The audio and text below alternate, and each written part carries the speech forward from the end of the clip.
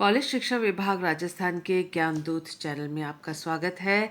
आइए आज हम पढ़ते हैं organic synthesis with die ethyl malonate, यानी डाईएथिल मैलोनेट के द्वारा जो संश्लेषण हम कर सकते हैं उनके बारे में पढ़ेंगे। लेकिन सबसे पहले जान लेते हैं, याद कर लेते हैं, इनॉल किन्हें कहते हैं। सी डबल बॉन्ड सी ईन होता है, एल्कीन का ईन और अल्कोहल का ऑल, इन दोनों शब्दों से मिलकर बना है इनॉल। तो ये इनॉल है। इसका जो कॉन्जुगेट बेस है वो इनोलेट एनायन कहलाता है। जैसा कि आप देख सकते हैं कि ये संरचना के ऊपर डिपेंड करता है, निर्भर करता है पूरे मॉलिक्यूल के, कि ये जो साम्यावस्था है वो किस ओर झुका हुआ हो। जैसे कि आप देख सकते हैं, ये सैचुरेटेड या संतृप्त अल्कोहल है और उसी से संबंधित दो हाइड्रोजन अगर इसमें से हटा दिए जाएं तो ये सी डबल बॉन्ड सी हो जाएगा। ये है इनॉल। इनॉल जो है लेस स्टेबल और मोर एसिडिक, इसकी अम्लीयता अधिक होती है, जबकि सैचुरेटेड जो अल्कोहल या संतृप्त अल्कोहल है वो अधिक स्थायी है और ये एसिडिक नहीं होता है। किसकी तुलना में? इनॉल की तुलना में। तो ये इनॉल की एसिडिटी अधिक क्यों होती है वो देख लेते हैं हम नेक्स्ट स्लाइड में। देखिए, जो इनॉल अगर इसमें से अगर एक हाइड्रोजन हटा लिया जाए तो ये इनोलेट आयन बनता है। और इनोलेट आयन तब बनता है जब इनॉल से हम किसी बेस का उपयोग करके उसमें से एक जो हाइड्रोजन है वो उसका निष्कासन हो जाता है। आप देख रहे हैं कि कार्बन के ऊपर यहाँ नेगेटिव चार्ज आ रहा है और ये जो नेगेटिव चार्ज है वो ऑक्सीजन के ऊपर जो नेगेटिव चार्ज है, इन दोनों स्ट्रक्चर्स के, इन दोनों संरचनाओं का रेजोनेंस या मीजोमेरिज्म के द्वारा ये दो संरचनाएं इनोलेट आयन की बनती हैं। उसका मतलब ये है कि जो नेगेटिव चार्ज है, आवेश है जो यहाँ बन रहा है, वो ऑक्सीजन और कार्बन, ये देख सकते हैं, ऑक्सीजन और कार्बन इन दोनों पर विस्थापित होते हैं। आप इसको अगर यहाँ से विस्थापन इसका दिखाएं तो इसके द्वारा ये O माइनस यहाँ पर आ गया है, माइनस चार्ज। तो ये दोनों संरचनाएं जो हैं आपस में एक दूसरे के साथ की पूरक है यहाँ पर, और डीलोकलाइजेशन को प्रदर्शित करते हैं मीजोमेरिज्म के द्वारा, संयुग्मित द्विबंध के द्वारा। ये देख सकते हैं आपकी डबल बॉन्ड है और ये नेगेटिव चार्ज है जो कि एक दूसरे के संयुग्मन या कॉन्जुगेशन में है। ये देखिए नेगेटिव चार्ज और ये रहा डबल बॉन्ड जो कि संयुग्मन में है, इसलिए इसका डीलोकलाइजेशन मीजोमेरिज्म के द्वारा आसानी से हो पा रहा है, जिससे कि ये जो इनोलेट आयन है वो स्टेबल है। और यही वजह है, इसकी स्टेबिलिटी ही एक वजह है कि यहाँ से हाइड्रोजन आयन का निष्कासन जो है वो फेवरेबल होता है, आसान होता है किसी बेस के द्वारा। और आप ये देखें कि ये सी डबल बॉन्ड ओ जो है वो एक इलेक्ट्रॉन आकर्षी समूह है, जिसकी वजह से ये इलेक्ट्रॉन्स को इस कार्बन, यहाँ पर जो कार्बन है ये कार्बोनिल कार्बन, इसके ऊपर एक आंशिक प्लस चार्ज आ जाता है।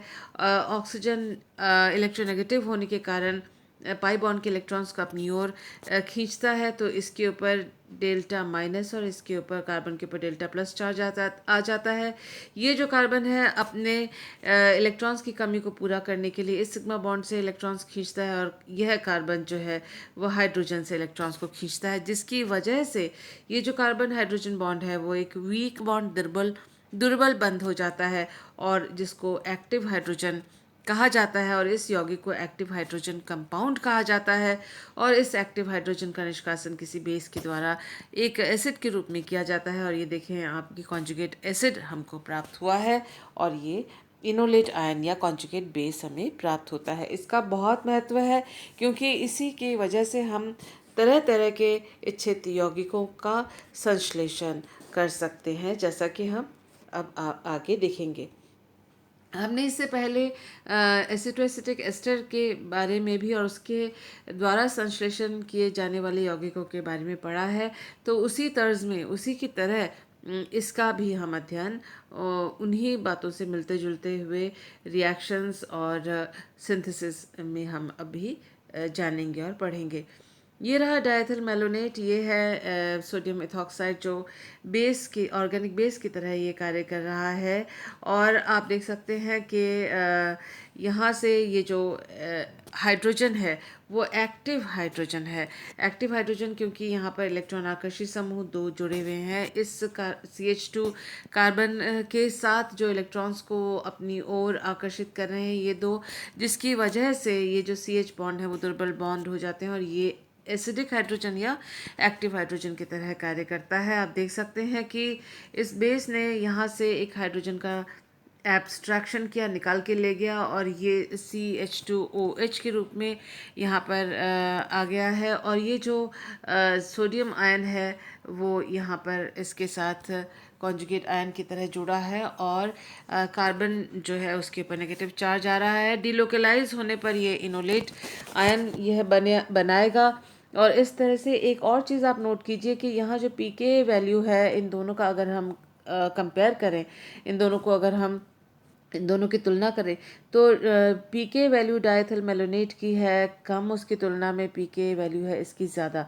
पीके ए वैल्यू का कम होना यानी के ए वैल्यू का यहाँ ये ज़्यादा है और यहाँ पर के ए वैल्यू है कम।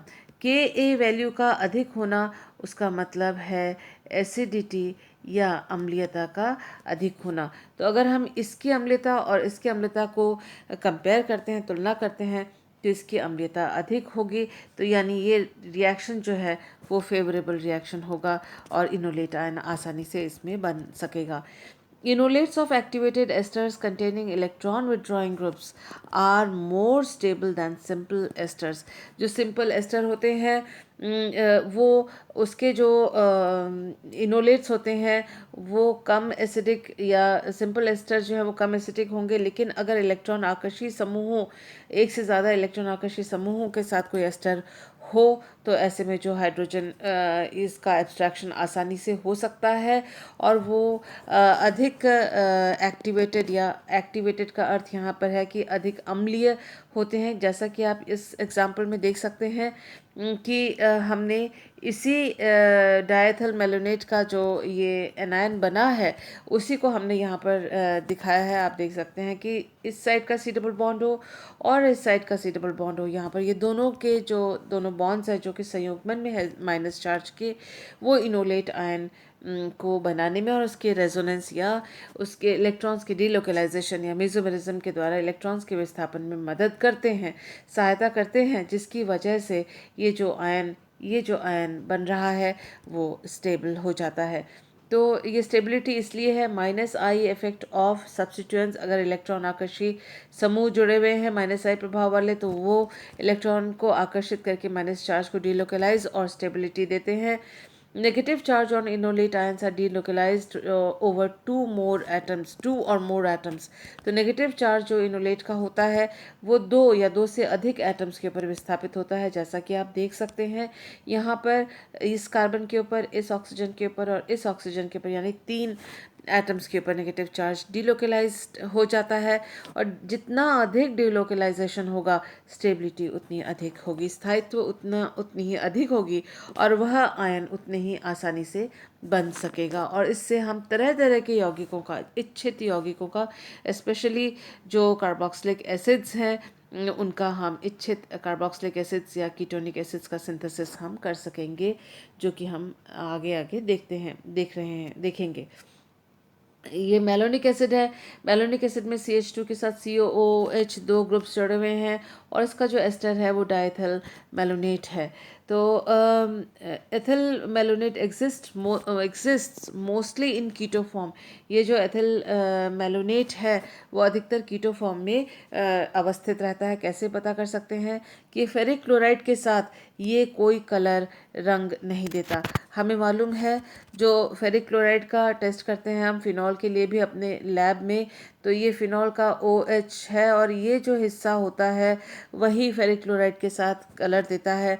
और यही इनॉल वाला हिस्सा, अगर आप ध्यान से देखें, ये इन और ये ऑल, तो उसका मतलब जो डायथिल मेलोनेट है वो क्योंकि फेरिक क्लोराइड के साथ कलर नहीं दे रहा है, उसका मतलब ये है कि डायथिल मेलोनेट में जो इनॉल फॉर्म है वो नहीं होता है और कीटो फॉर्म इसमें मेजर फॉर्म होता है।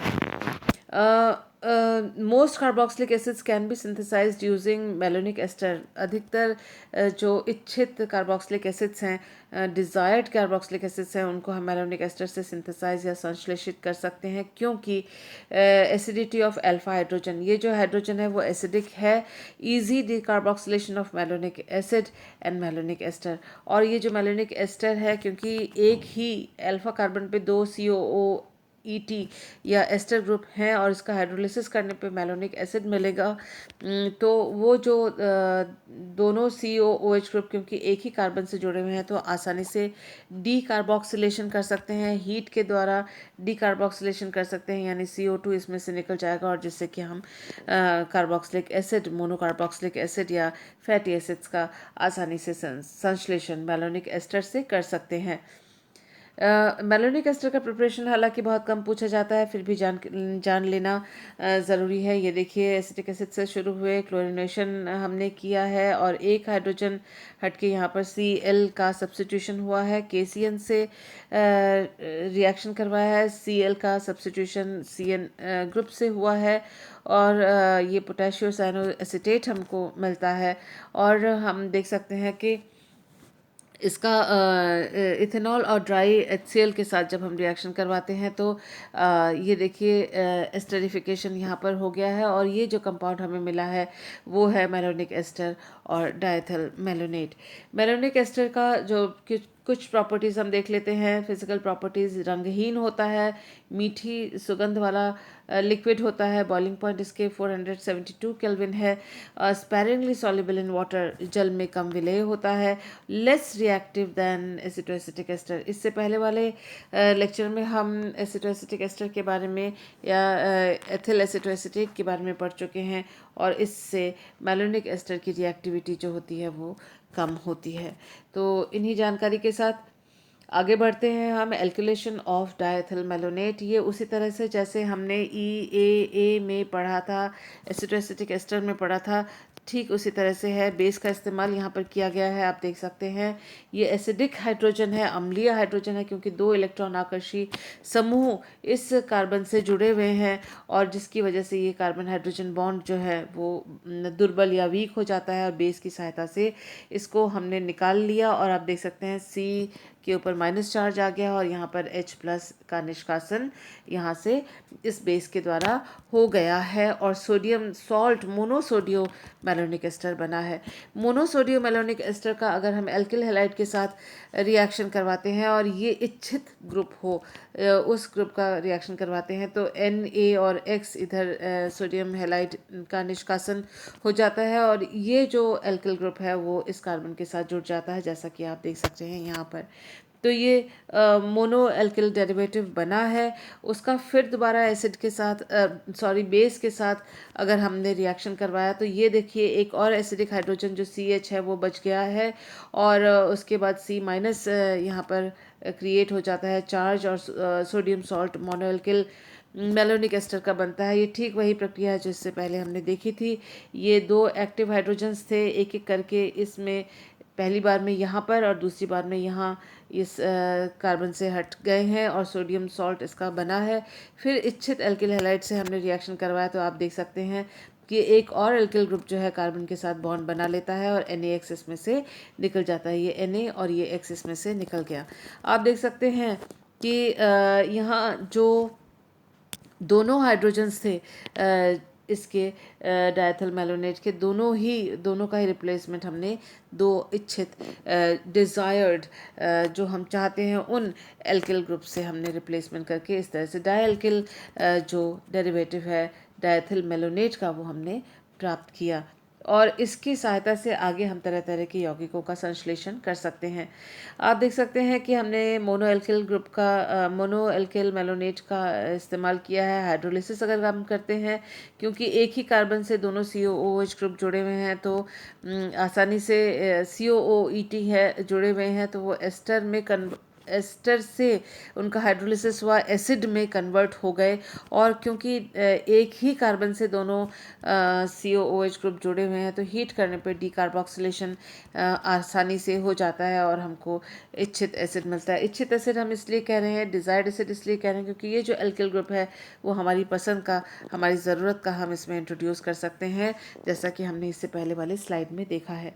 उसी तरह से हम देख सकते हैं कि डायल्किल जो मेलोनेट है उसका भी हमने हाइड्रोलिसिस किया और COOH में उसको कन्वर्ट किया, जैसे कि हमने इन एथिल एस्टर ग्रुप को हमने COOH में कन्वर्ट किया था। तो इसी तरह से हाइड्रोलिसिस के द्वारा, ये हाइड्रोलिसिस की प्रक्रिया है, हाइड्रोलिसिस के द्वारा COOH में कन्वर्ट हुआ और हीट किया तो एक CO2 इसमें से निकल जाता है और ये जो हाइड्रोजन है वो इस कार्बन के साथ जुड़ जाता है। तो ये देखें यहाँ पर ये R CH COOH इस तरह से डिज़ायर्ड एसिड, इच्छित एसिड हमें मिल जाता है। और यहाँ पर आप देख सकते हैं कि जो ये CHCOOH ग्रुप है, ये हिस्सा जो है वो मैलोनिक एस्टर से है। ये वाला हिस्सा मैलोनिक एस्टर से है। ठीक उसी तरह से यहाँ जो CHCOOH है वो हिस्सा मैलोनिक एस्टर से है। और ये जो एल्किल ग्रुप्स हैं वो हमने एल्किलेशन के द्वारा इसमें एंटर किया हुआ है, इसमें डाला है। ये देखिए synthesis using malonic ester. Malonic ester के द्वारा तरह तरह के यौगिकों का हम किस तरह से संश्लेषण कर सकते हैं, इसके ऊपर एग्जामिनेशन में क्वेश्चन आते हैं। तो इसको आप प्रैक्टिस कर लीजिए, लिख के प्रैक्टिस करें, बहुत इजी है ये। तो हमें अगर ये पहला एसिड दिया हुआ है dicarboxylic acid, mono and dialkyl malonic acid का हम किस तरह से सिंथेसिस कर सकते हैं मैलोनिक एस्टर के द्वारा, वो देख लेते हैं। तो ये हमें अगर पहला एसिड दिया हुआ है तो हम इसे कैसे बनाएंगे। तो इसमें से ये वाला जो हिस्सा है वो मैलोनिक एस्टर से है, एथिल ग्रुप को इंट्रोड्यूस करना है, इसलिए हमने मैलोनिक एस्टर को लिया, बेस के साथ रिएक्शन करवाया। उसके बाद तो यहाँ जो हाइड्रोजन होगा वो हट जाएगा और यहाँ पर Na+ और C के ऊपर माइनस आ जाएगा। उसका एथिल एराइड के साथ रिएक्शन करवाया तो NaI इसमें से निकल जाएगा और ये जो ET ग्रुप है वो इस कार्बन के साथ जुड़ जाएगा, जैसा कि हमने देखा। ये रिपीटेशन है, इससे पहले वाले जो स्लाइड्स में हमने रिएक्शन देखा था एल्किलेशन का। तो यहाँ R ग्रुप जो है वो एथिल ग्रुप है और इस तरह से, और ये RX जो है वो एथिल एराइड है। तो फिर हमने ये जो एल्काइलेटेड जो मैलोनिक एस्टर है वो हमने प्राप्त किया। बहुत आसान है। अब इसका हाइड्रोलिसिस करेंगे तो जो एस्टर का हाइड्रोलिसिस हुआ COOH में कन्वर्ट हो गया और ये जो एथिल मैलोनिक एसिड है हमें प्राप्त हो गया बड़ी आसानी से। लिखकर प्रैक्टिस कीजिए ताकि पढ़ते पढ़ते आप वीडियो को पॉज करते हुए लिखते जाइए, तो आप देखेंगे आप लिखते लिखते ही आपको ये सारे अच्छी तरह से याद हो गए। यहाँ पर डाई एल्किल मैलोनिक एसिड का इस्तेमाल किया हुआ है। ये हिस्सा मैलोनिक एसिड से आया हुआ है, यानी 2 CH3 ग्रुप हमने इंट्रोड्यूस करने हैं इसके अंदर। डायथाइल मैलोनेट से हमने शुरू किया, बेस का इस्तेमाल किया और आप देख सकते हैं कि एक हाइड्रोजन जो है यहाँ से निकल गया तो C- हो गया, मोनोसोडियम डेरिवेटिव मिला है। एल्किल जो ग्रुप है वो इसमें मेथिल ग्रुप है, तो मेथिल आयोडाइड के साथ रिएक्शन करा तो ये Na और I इसमें से निकल गया और CH3 जो है इस कार्बन के साथ जुड़ गया। और दोबारा हमने इसका एल्किलेशन किया, सेम जो यहाँ पर स्टेप्स हैं इसको हमने इकट्ठे रिपीट कर दिया और जो दूसरा हाइड्रोजन है वो भी यहाँ आप देख सकते हैं मेथिल ग्रुप से रिप्लेस हो गया। इस तरह से डाई एल्किल जो मैलोनेट है वो हमको प्राप्त हुआ है। आगे हमको यहाँ तक पहुँचने के लिए अगर आप देखें बहुत ध्यान से, बहुत सिंपल है। ये COOH है, यहाँ COOET है, हाइड्रोलिसिस अपने को करना है और हमको ये डिज़ायर्ड प्रोडक्ट प्राप्त हो गया है। Synthesis of fatty acid. Fatty acid में ये जो रेड बॉक्स के अंदर जो हिस्सा है वह मैलोनिक एस्टर से हमें प्राप्त होता है। ये मैलोनिक एस्टर हमने लिखा है और इसमें जो एसिड हमने सिंथेसाइज करने को कहा गया है उसको हम इस प्रकार से लिखें और CHCOOH के रूप में लिखें या CH2COOH के रूप में लिखें। अगर उसमें एक एल्किल ग्रुप है, यहाँ दो एल्किल ग्रुप है, तो इस तरह से लिखेंगे। और ये जो R ग्रुप्स हैं इनको हमने एल्किलेशन के दौरान इसमें इंट्रोड्यूस करना है मेलोनिक एस्टर में।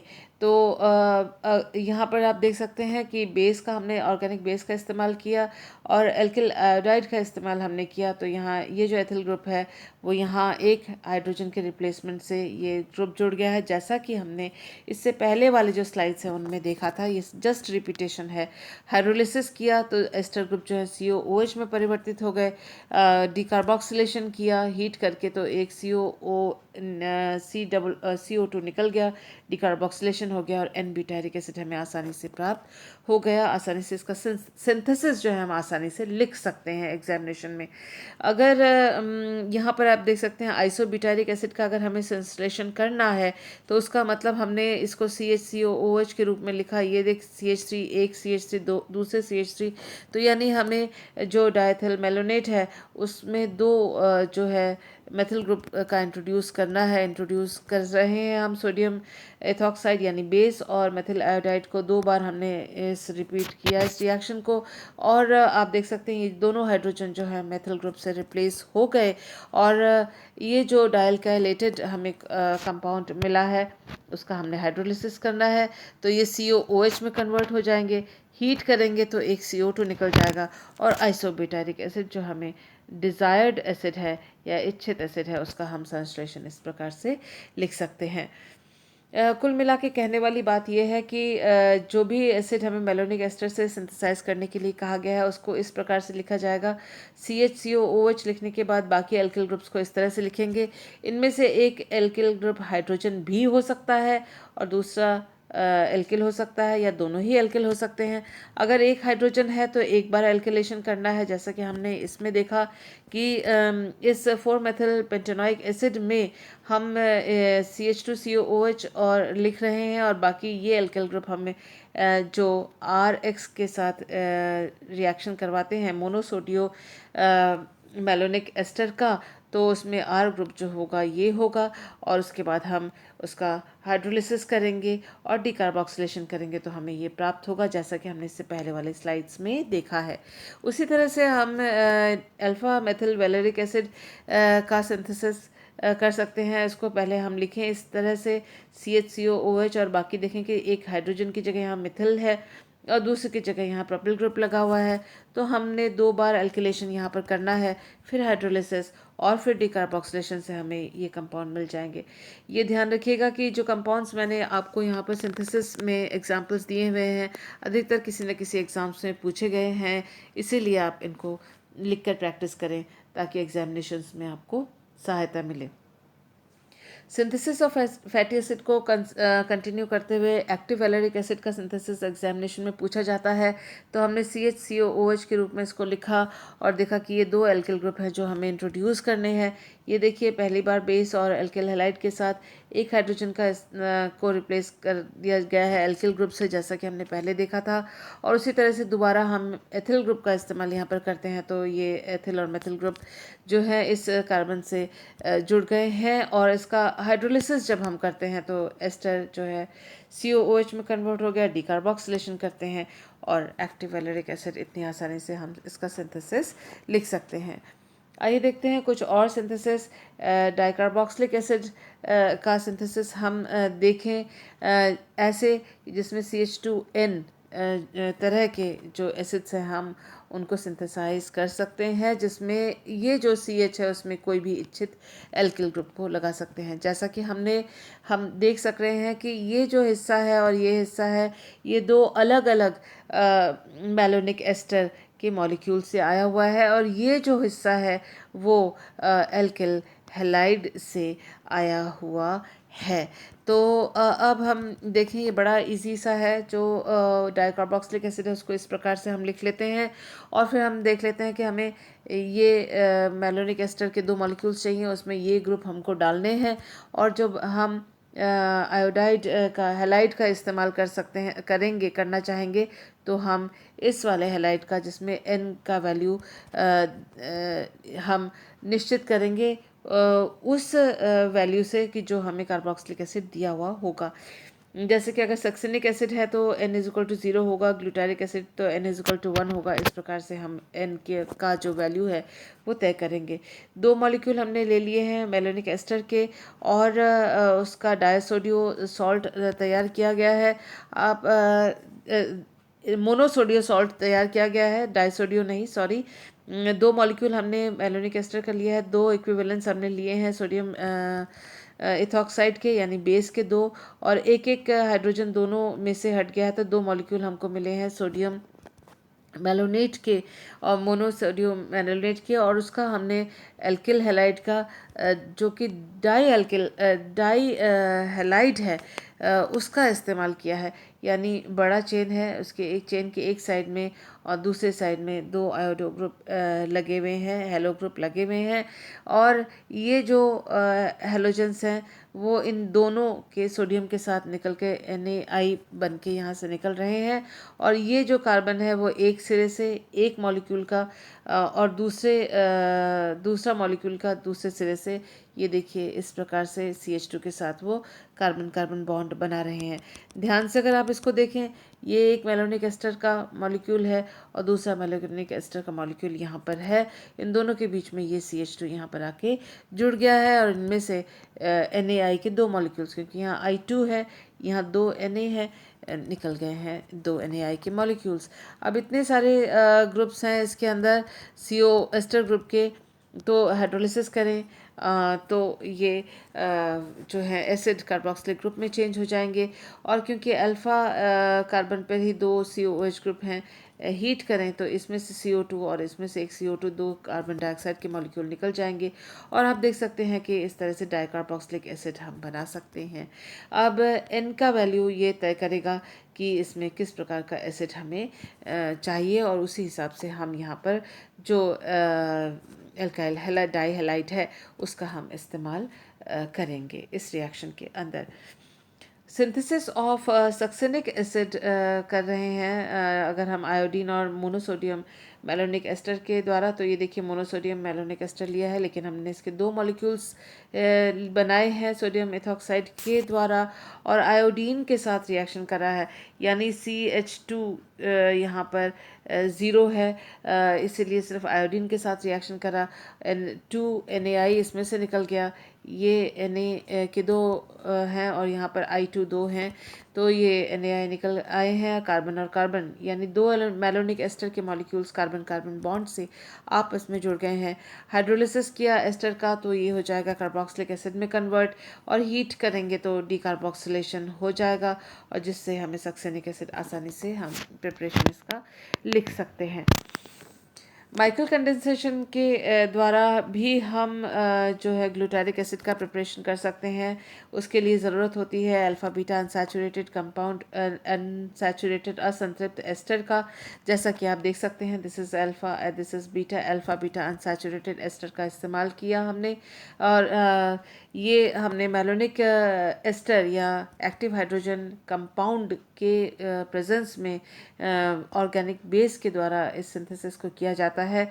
और आप देख सकते हैं कि ये जो हिस्सा है वो मेलोनिक एस्टर से आया है, और ये अल्फ़ा बीटा अनसैचुरेटेड जो कंपाउंड है एस्टर है उससे ये वाला हिस्सा आया है। और आप ये भी देख सकते हैं जो CH है वो अब CH2 में कन्वर्ट हो गया है, जो यहाँ से हाइड्रोजन निकला है वो यहाँ जाके जुड़ा हुआ है, और साथ ही ये डबल बॉन्ड जो है अब वो सिंगल बॉन्ड में कन्वर्ट यहाँ पर हो गया है। साथ ही ये जो CH2 है उसका इस CH2 वाले CH कार्बन के साथ यहाँ पर सिंगल बॉन्ड बना है, सिग्मा बॉन्ड बना है।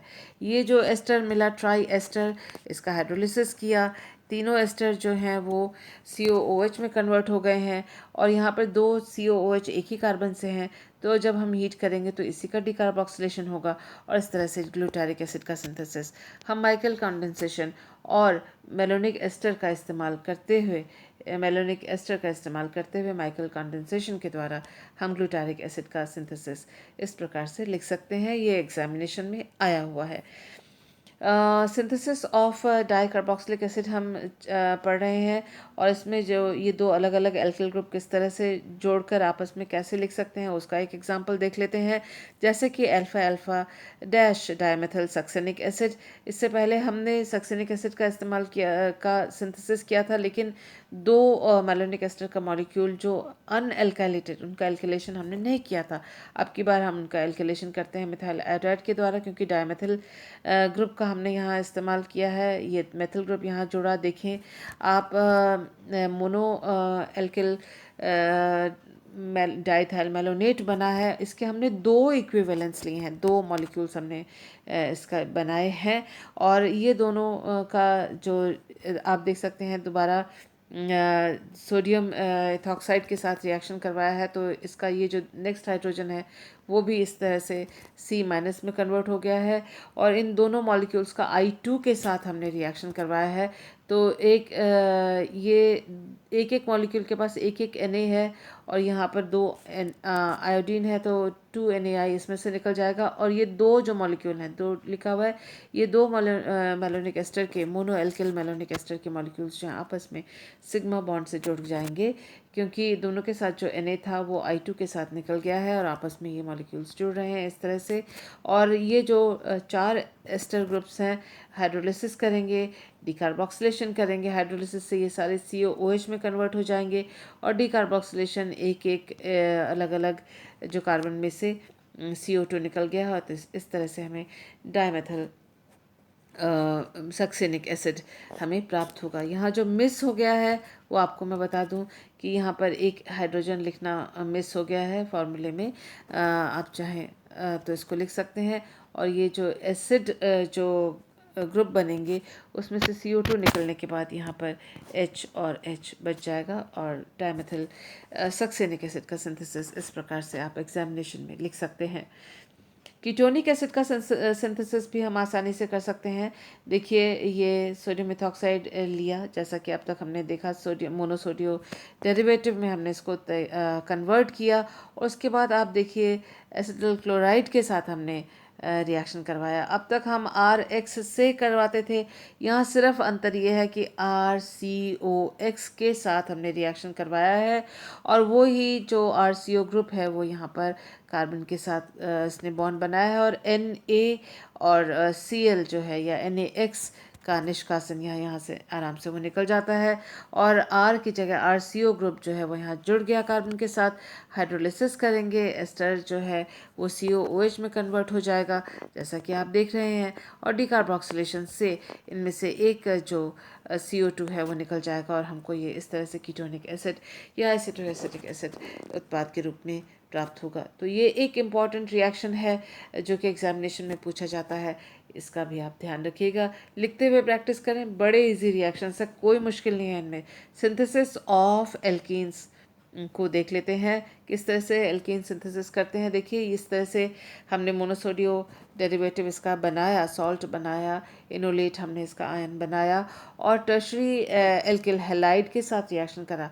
तो ये यहाँ जो CH3 ग्रुप है उसमें से एक हाइड्रोजन निकल जाता है और इसके साथ जुड़ जाता है। ये देखिए CH2 में कन्वर्ट हो गया है। ये साथ ही ये जो Br है इस Na के साथ मिलकर NaBr बना लेता है।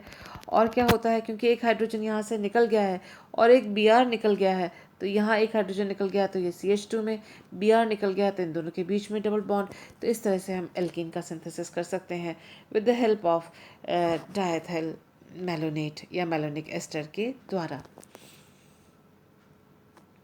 नेक्स्ट रिएक्शन देखते हैं, synthesis of unsaturated acid. Knoevenagel reaction है। नवनेचुरल रिएक्शन में क्या होता है कि हम इस तरह से एक्टिव हाइड्रोजन कंपाउंड जिसमें दो इलेक्ट्रॉन आकर्षी समूह जुड़े हुए हैं और इसमें CH2 है, एक्टिव मेथिलिन कंपाउंड का इस्तेमाल कर रहे हैं हम, और कार्बोनिल यौगिक के साथ, और इसके द्वारा आप देख सकते हैं बेस की उपस्थिति में रिएक्शन होती है।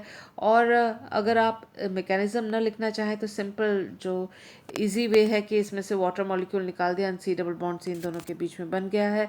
एस्टर ग्रुप यहाँ पर है, हाइड्रोलिसिस से COOH में कन्वर्ट करें और उसका डीकार्बोक्सिलेशन हीट से करते हैं तो एक CO2 निकल जाता है और इस तरह से एक COOH रह जाता है और ये अल्फ़ा बीटा अनसैचुरेटेड जो एसिड है वो प्राप्त होता है। इम्पॉर्टेंट रिएक्शन है, एग्जामिनेशन में इसको पूछा जाता है।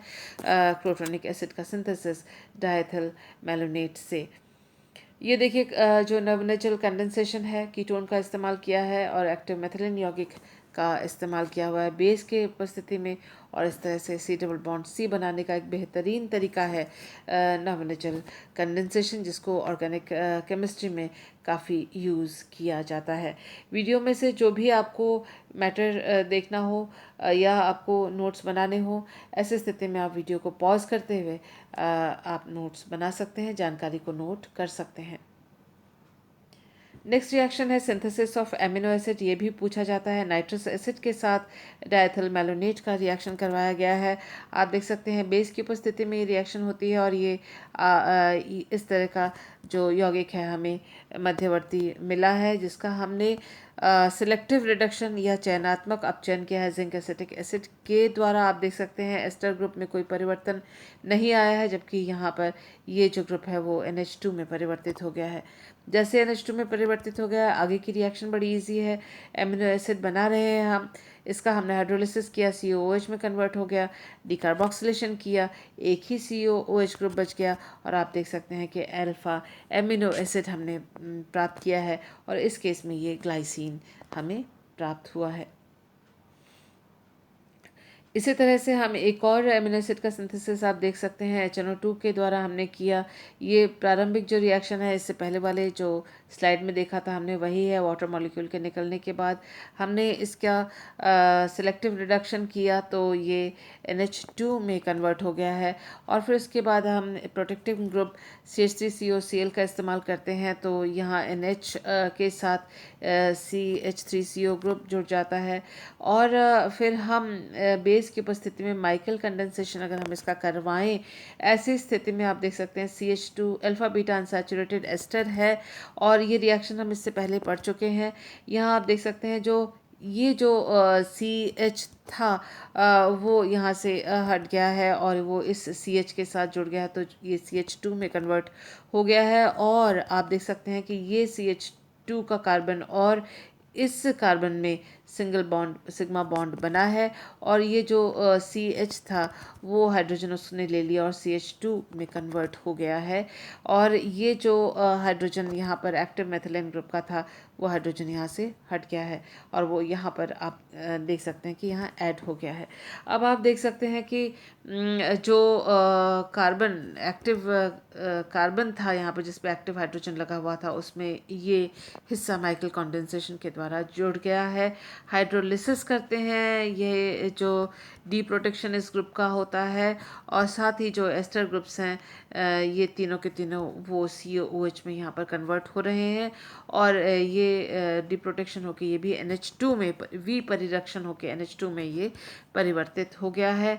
अब बाकी जो है वो हमें करना है डीकार्बोक्सिलेशन हीट करते हुए और इस तरह से हम देख सकते हैं कि ग्लूटामिक एसिड हमने प्राप्त किया है, ये भी एक एमिनो एसिड है। इसके अलावा जो है इच्छित एल्किल ग्रुप का इंट्रोडक्शन करते हुए भी हम इस रिएक्शन को कर सकते हैं और तरह तरह के एमिनो एसिड का सिंथेसिस हम कर सकते हैं। सिंथेसिस कर रहे हैं हम एलिसाइक्लिक एसिड का।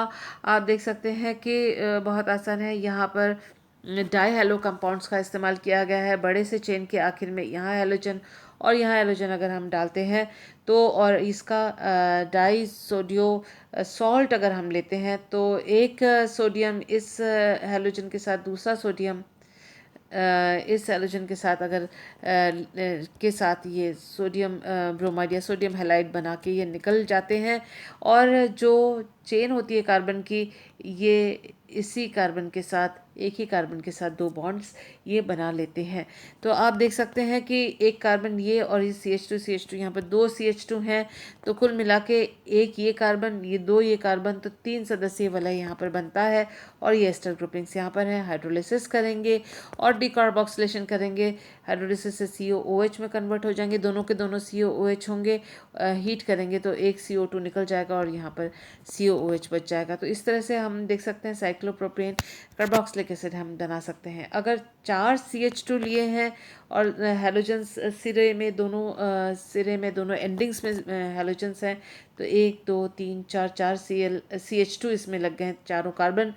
आप देख सकते हैं कि इसका एक कार्बन, मेलोनिक एस्टर का एक कार्बन था और 4 यहाँ पर है, तो कुल मिला के 5 सदस्यीय 5 मेंबर्ड रिंग बना है, जिसका हमने हाइड्रोलिसिस किया, एस्टर एसिड में कन्वर्ट हुआ, हीट किया तो डीकार्बोक्सिलेशन। ये रिएक्शन बार बार रिपीट होते हैं, मुश्किल बिल्कुल नहीं है, आसान है। और इस तरह से हम 5 सदस्यीय जो वलय है उसकी संरचना, जो कि एक एसिड है, उसका हम सिंथेसिस आसानी से इसमें लिख सकते हैं। Synthesis of heterocyclic compound, urea के साथ जो कंडेंसेशन रिएक्शन है वो इस तरह से बारबिट्रिक एसिड का सिंथेसिस भी मेलोनिक एस्टर से पूछा जाता है। ये भी एक इम्पॉर्टेंट रिएक्शन है जिसको आप याद रखिएगा, एग्जामिनेशन के लिए तैयार रखिएगा। सिंथेसिस ऑफ पॉलीकार्बोक्सिलिक एसिड, ये भी बड़ा मज़ेदार है। आप देख सकते हैं फॉस्फोरस और हैलोजन के साथ यहाँ पर एक एक हाइड्रोजन जो है वो रिप्लेस हो रहा है। और हमने ये पहला मॉलिक्यूल है मेलोनिक एस्टर का जिसका हमने इस्तेमाल किया, उसका यहाँ पर हेलो डेरिवेटिव हमने लिया है। ये दूसरा मॉलिक्यूल है मेलोनिक एस्टर का, उसका हमने सोडियम सॉल्ट लिया है, जो कि सोडियम मिथॉक्साइड के द्वारा हमने इसको बनाया है, जैसे कि हमने इससे पहले वाले कई स्लाइड्स में देखा है। ये दूसरा मॉलिक्यूल है, इन दोनों का रिएक्शन करते हैं तो इसमें से NaBr निकल जाता है और इस कार्बन के बीच में सिग्मा बॉन्ड बनता है, जो कि आप यहाँ देख रहे हैं। उसके बाद हमने इसका फिर फॉस्फोरस हैलोजन के साथ रिएक्शन करवाया और ये जो एसिडिक हाइड्रोजन है उनकी जगह ये ब्रोमो ग्रुप लग गए। और ये हमने तीसरा और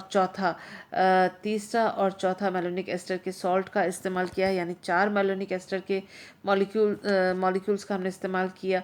और यहाँ से भी NaBr और दूसरे मॉलिक्यूल का Na और Br निकल गया है। और आप देख सकते हैं कि ये जो हिस्सा है वो यहाँ पर है और ये जो दोनों हिस्से हैं वो यहाँ पर आपस में कार्बन कार्बन बॉन्ड इनके साथ और इसके साथ इसके दूसरे मॉलिक्यूल के साथ कार्बन कार्बन बॉन्ड इस तरह से बन गए हैं। तो आप देख सकते हैं कि एस्टर के 1 2 3 4 5 6 7 8 8 मॉलिक्यूल्स, 8 जो ग्रुप्स हैं वो जुड़े हुए हैं यहाँ पर एस्टर ग्रुप्स का हाइड्रोलिसिस किया हमने, और 8 एसिड ग्रुप्स जुड़े हुए हैं जो कि काफ़ी अनस्टेबल हैं, एक ही कार्बन से जुड़े हुए हैं। हीट करेंगे, इन चारों जगहों से एक एक CO2 निकल जाएगा और इस तरह से हमने टेट्रा कार्बोक्सिलिक एसिड जो कंपाउंड है, जो कि एक पॉलीकार्बोक्सिलिक एसिड है, वो हमको प्राप्त होता है। इस तरह से हम पॉलीकार्बोक्सिलिक एसिड बना सकते हैं और ये भी एग्जामिनेशन में पूछा गया है। Synthesis of alpha hello carboxylic acid करते हैं हम, और इसमें जो है आप देख सकते हैं कि मेलोनिक एस्टर का इस्तेमाल किया गया है, एल्किल हैलाइड का इस्तेमाल किया है सोडियम इथॉक्साइड बेस की उपस्थिति में, तो एल्किलेशन हो गया है। एक हाइड्रोजन हट के यहाँ पर एथिल ग्रुप जुड़ गया है। और आप देख सकते हैं कि बेस की उपस्थिति में फिर दोबारा इसको हाइड्रोलिसिस किया गया है और आप देख सकते हैं कि एस्टर ग्रुप जो है वो COOH में अल्टीमेटली एसिडिफिकेशन के द्वारा हमने इसको कन्वर्ट किया है। हैलोजन फॉस्फोरस और हैलोजन के साथ दोबारा हमने इसका रिएक्शन करवाया, जो एसिडिक हाइड्रोजन है वो उसमें वो रिप्लेस होकर हैलोजन उसमें जुड़ गया है।